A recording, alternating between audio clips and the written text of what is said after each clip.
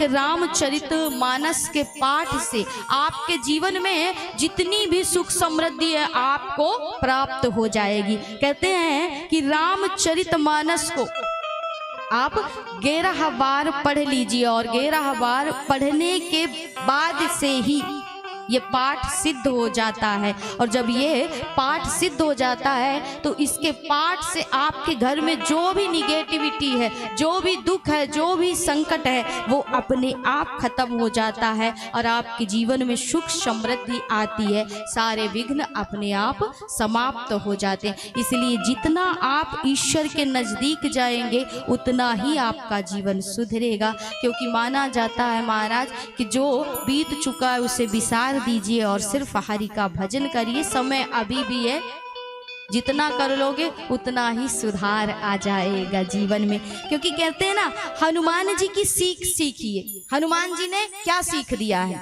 हनुमान जी जब जाते हैं लंका तो मैनाक पर्वत आता है और मैनाक पर्वत कहता है कि हनुमान तू थोड़े समय विश्राम कर ले, थक गया होगा तो मुझ पर थोड़े समय विश्राम कर ले। तो हनुमान क्या कहते हैं कि राम काज कीन्हे बिनु मोहि कहाँ विश्राम। बिन राम के कार्य किए मुझे विश्राम ही नहीं है महाराज। इसलिए कहा जाता है कि जब तक मैं राम का कार्य ना कर लूं जीवन में विश्राम नहीं होना चाहिए। और महाराज जीव के साथ भी यही होना चाहिए। यही मंत्र है जो आप अपने जीवन में उतारिए। महाराज नित्य प्रति बताइए, अपने आप को सुनाइए कि राम काज कीन्हे बिनु मोहि कहाँ विश्राम। नित्य प्रति बताइए अपने आप को, अर्थात राम कार्य के लिए ये जीवन मिला है और हमने इसे ऐसे ही व्यर्थ में गवा दिया।